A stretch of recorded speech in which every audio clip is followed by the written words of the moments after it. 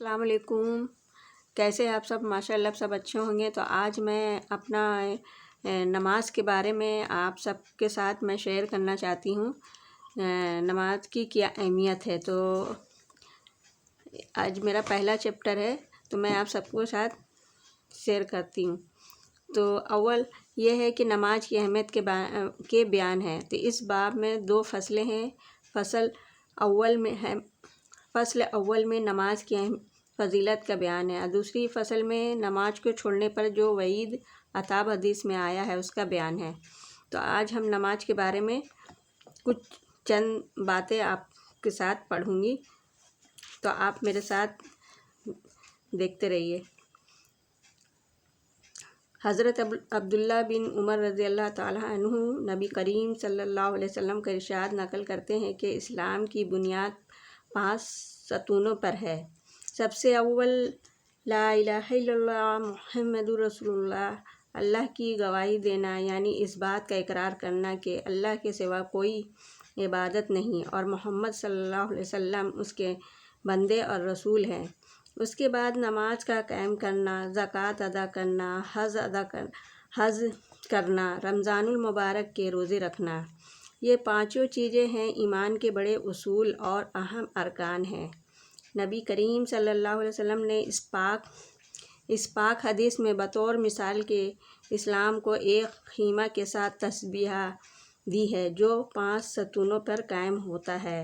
بس کلمہ شہادت خیمہ کی درمیانی لکڑی کی طرح ہے، باقی چاروں ارکان بجملہ ان 4 ستونوں کے ہیں جو چاروں کونوں پر ہوں گے۔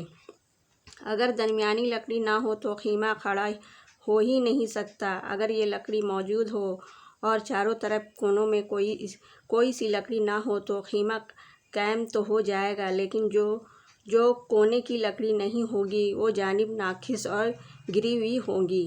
تو اس پاک ارشاد کے بعد اب ہم لوگوں کو اپنی حالت پر خود ہی غور کر لینا چاہیے کہ اسلام کے اس خیمہ کو ہم نے کس درجے تک قائم کر رکھا ہے، اور اسلام کا کون سا رکن ایسا ہے جس کو ہم نے طور پر سنبھال کر رکھا ہے۔ اسلام کی یہ 5 ارکان نہایت اہم ہیں، حتیٰ کہ اسلام کی بنیاد انہی کو قرار دیا گیا ہے، اور ایک مسلمان کے لیے بحیثیت مسلمان ہونے کے ان سب کا اہتمام نہایت ضروری ہے۔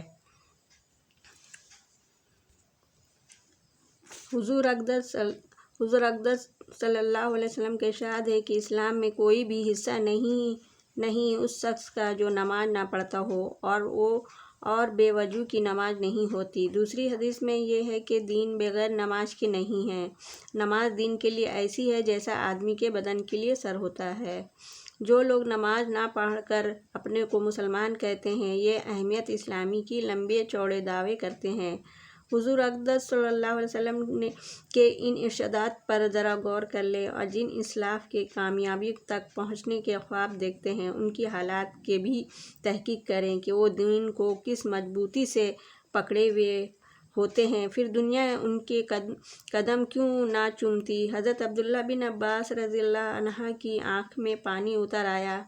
لوگوں نے عرض کیا کہ اس کا علاج تو ہو سکتا ہے، مگر چند روز آپ نماز نہ پڑھ سکیں گے۔ انہوں نے فرمایا یہ نہیں ہو سکتا، میں نے حضور صلی اللہ علیہ وسلم سے سنا ہے کہ جو شخص نماز نہ پڑھے وہ اللہ جل شانہ کے یہاں ایسی حالت میں حاضر ہوگا کہ حق تعالیٰ شانہ اس پر ناراض ہوں گے۔ ایک حدیث میں آیا ہے کہ لوگوں نے کہا 5 دن لکڑی پر سجدہ کرنا پڑے گا۔ انہوں نے فرمایا کہ 1 رکعت بھی اسی طرح نہیں پڑھوں گا۔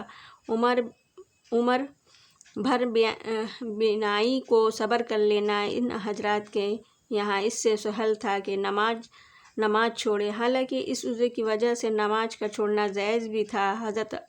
حضرت عمر رضی اللہ کے آخر زمانے میں جب برچھا مارا گیا تو ہر وقت خون جاری رہتا تھا اور اکثر اوقات غفلت رہتی تھی کہ حتیٰ کہ اس کی حالت میں وصال بھی ہو گیا۔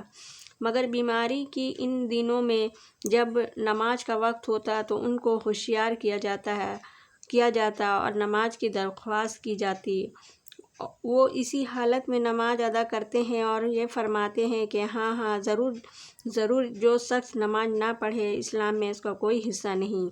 ہمارے یہاں بیمار کی خیر خواہی راحت رسانی اس میں سمجھی جاتی ہے کہ اس کو نماز کی تکلیفیں نہ دی جائے، بعد میں فدیہ دے دیا جائے گا۔ ان حضرات کے یہاں خیر خواہی یہ تھی جو عبادت بھی چلتے چلاتے کر سکے کیا۔ یہ آج یہیں تک ہمارا چیپٹر ہے، نماز کے لیے تھا، نماز کے بارے میں تھا کہ آج ہم باقی کل کے اگلے بلاگ میں آپ سے ملتے ہیں۔ اللہ حافظ۔